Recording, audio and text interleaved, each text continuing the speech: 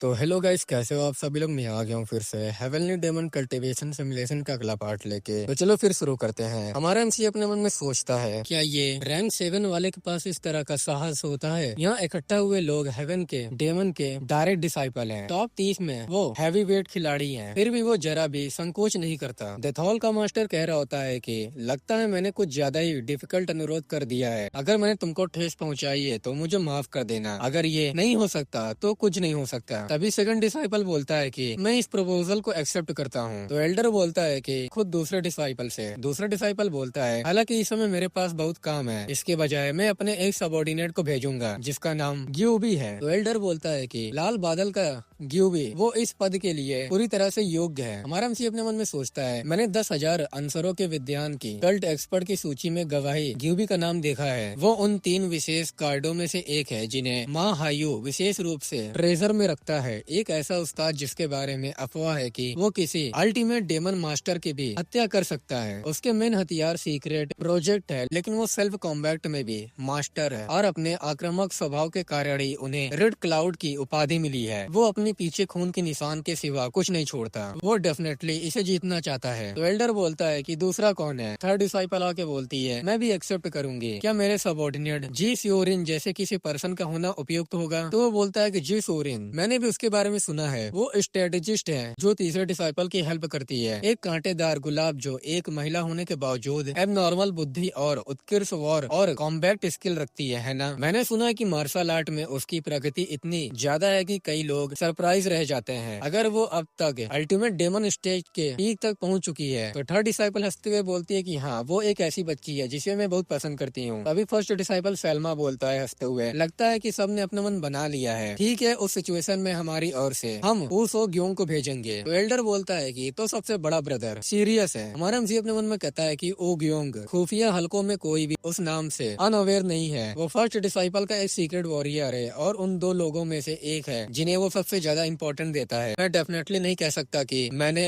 Past में सैल्मा के साथ हुई फाइट के दौरान उसे कभी नहीं देखा था, लेकिन वो एक ऐसा एक्सपर्ट है जिसने सुपर डेमन स्टेज को आसानी से पार कर लिया है। हो सकता है कि वो पहले ही अल्टीमेट डेमन तक पहुंच चुका हो। जब मायू का ग्यूबी आक्रामक है और खून बहाने में उसे कोई संकोच नहीं है। यो यूसुंग एक ऐसे माहिर हत्यारी के रूप में जानी जाती है जो बेहद सतर्क रहते हैं और बिना आवाज किए लोगों को ठिकाने लगा देता है। एल्डर बोलता है कि फिर एक ही डिसाइपल यहाँ पर बचा है। और डिसाइपल बोलता है कि क्योंकि सभी लोग ऐसा कर रहे हैं इसलिए मैं भी इसे एक्सेप्ट करता हूँ। मेरे ओर से मैं सियोली को भेजता हूँ। मेरे बगल में खड़ा आदमी फर्स्ट डिसाइपल, सेकंड डिसाइपल और थर्ड डिसाइपल ये देखे कहते हैं कि ये तो बढ़िया है। एल्डर बोलता है कि अच्छा, फिर आज दोपहर 1 सीजीन में हम कलेक्टिव ट्रेनिंग शुरू करेंगे। जाते हुए बोलता है कि प्लीज अपने सबॉर्डिनेट को हमारे हॉल में भेजो जहाँ ट्रेनिंग आयोजित किया जाएगा। तो वो लोग कहते हैं कि ठीक है, हम लोग समझ गए हैं। हमारे एमसी अपने मन में कहता है कि 1 सीजन में ये मेरी उम्र से कहीं ज्यादा जल्दी है। हमारे एमसी से वो कहता है कि तुम चिंता मत करो, तुम इसे संभालने में पूरी तरह से एबल हो। क्या तुम नहीं हो। तो हमारा एमसी भी थोड़ा काम होकर कहता है कि हाँ, तुम्हें चिंता करने की कोई जरूरत नहीं है, मैं हाईएस्ट स्कोर ऑब्टेन करूंगा। फिर हमें blood death hall training hall का दिखाया जाता है जहाँ बहुत ढेर सारे लोग होते हैं और हमें बताया जा रहा होता है ब्लड स्टील स्क्वाड का प्रतिनिधित्व करने वाले इलाइट एक्सपर्ट इस सामूहिक ट्रेनिंग के लिए इकट्ठा हुए हैं जो साल में 2 बार आयोजित किया जाता है। ट्रेनिंग कोर्स में 4 स्टेज शामिल हैं। पहला थ्योरी, दूसरा कंबाइंड ट्रेनिंग, तीसरा टैक्टिकल एजुकेशन, चौथा प्रैक्टिकल कॉम्बैट। भले ही यहाँ इकट्ठा सभी लोग ब्लड डेथ हॉल का रिप्रेजेंटिंग करने वाले इलाइट एक्सपर्ट हो, या ट्रेनिंग इतनी डिफिकल्ट मानी जाती है कि केवल 1 या 2 लोग ही जीत पाते हैं। ये स्ट्रिक्ट मेरिटोक्रेसी आधारित प्रणाली है, वो कारण है जिसके चलते ब्लड डेथ हॉल मास्टर और ब्लड स्टील स्क्वाड इतने फेमस हुए। एक बंदा कहता है कि क्या सब लोग यहाँ पर हैं? तो दूसरा एल्डर बोलता है ऐसा लगता है कि लगभग सभी लोग आ चुके हैं और ये ब्लड डेथ हॉल का इंस्ट्रक्टर होता है और दूसरा बंदा चीफ इंस्ट्रक्टर होता है। तो हॉल ट्रेनर कहता है कि ऐसा प्रतीत होता है कि ये वो लोग हैं जिन्हें डिसाइपल द्वारा भेजा गया है, ग्यूबी, यूसोंग ग्योंग, जी सोरिन। तो चीफ एल्डर कहता है कि ये सोचकर ही मुझे उनकी खून की प्यास का एहसास हो रहा है, इतनी दूर से भी। तो ट्रेनर बोलता है मुझे पूरा यकीन है कि वो 4th स्टेज तक पहुंच जाएंगे। मुझे सरप्राइज होता है कि ब्लड स्टील स्क्वाड के कितने मेंबर उनका सामना कर पाएंगे, लेकिन ट्रेनिंग के बारे में कितनी अजीब बात है। जो 4 डिसाइपल का सबऑर्डिनेट है छिप रहा है, हमारी नजरों से छिप रहा है वो। तो ट्रेनर कहता है कि क्या तुम्हारा मतलब है वो हमसे क्यों छुपेगा। तो चीफ एल्डर बोलता है कि वो शायद ध्यान आकर्षित नहीं करना चाहता। भेद बदलने और सीक्रेट आत्मा के रूप में चिपकर आगे बढ़ने की कला। एक बेहद प्रतिभाशाली पर्सन हमारे साथ जुड़ गए हैं। ये इंटरेस्टिंग होता जा रहा है। ब्लड स्टील स्क्वाड के लिए ये एक सामूहिक ट्रेनिंग एरिया है और हम देखते हैं कि हमारे एमसी ने भेष बदला होता है। अभी वहाँ पर दो बंदे जो सूरन के पास जाकर और कहते हैं कि अरे मैं तुम्हारा चेहरा नहीं पहचानता, क्या तुम हेवनली डेमन के डिसाइपल में से किसी एक के द्वारा भेजी गई दूत हो? तुम काफी खूबसूरत हो। तो दूसरा कहता है ये एक मुलाकात है तो क्यों न हम थोड़ी बातचीत कर लें। तो दूसरा बोलता है अगर तुमको कोई परेशानी हो रही हो तो हम तुम्हारी मदद करेंगे। तो जो सूरन कहती है अब जब मैं इसके बारे में सोचती हूँ तो ये मददगार साबित होता है। तो वो लोग कहते हैं कि अच्छा ऐसा है तो हम अब तुम्हारी मदद करते हैं। जैसे ही वो लोग बोल रहे होते हैं तभी उन लोग का गर्दन कट जाता है और जो सूरन कहती है पहले से ही संख्या को कम करना भी काफी मददगार साबित होता है। बाकी ये सभी देख के एकदम हैरान होकर कहते हैं कि तुमने अभी क्या किया। तो जो सूरन कहती है क्या ऐसा कोई नियम है जो ये कहता हो कि ट्रेनीज एक दूसरे को नहीं मार सकते? तो लोग डरते हुए कहते हैं कि ये सोचकर सरप्राइज होता है कि तुम ट्रेनिंग के लिए किसी अदर यूनिट से आए हो और क्या वे जानलेवा बल प्रयोग करने का साहस रखते हो। तो दूसरा कहता है कि तुम कमीनी, आज तुम्हारी मौत पक्की है। तो जो सूरन कहती है कि ठीक है चलो आ जाओ, भले ही मैं तुम सब ना समझ लड़कों को मार डालूं, इससे क्लास पर बिल्कुल भी असर नहीं पड़ेगा। तो वो लोग कहते हैं कि ये क्या है। तभी हम देखते हैं कि उसके हाथ में ब्लैक फायर दिख रही होती है। तो वो लोग कहते हैं कि ये तो ब्लैक डेमोनिक आर्ट है और हमारा एमसी ये देख के अपने मन में कहता है तो वो ब्लैक डेमोनिक आर्ट को यूज कर रही है। फिर हमें ब्लैक डेमोनिक आर्ट के बारे में बताया जाता है। इस कल्ट के प्रतिनिधि डेमोनिक स्किल में से एक है, विनाशकारी पावर से भरपूर एक उत्कर्ष स्किल जिसकी तुलना अदर स्किल से नहीं की जा सकती। हालांकि इसमें महारत हासिल करना भी उतना ही मुश्किल है। उसे विशेष प्रकार की दवाइयाँ और पॉइजन खिलाया जाना चाहिए। बचपन से ही प्रैक्टिस करते हुए बारी बारी से करते रहो और अगर चीजें गलत हो गयी तो वो बॉडी के अंदर मौजूद टॉक्सिक को संभाल नहीं पाएंगे, जिससे ये एक विचित्र स्किल बन जाती है जिसका रिजल्ट केवल एक निर्दोष बच्चे की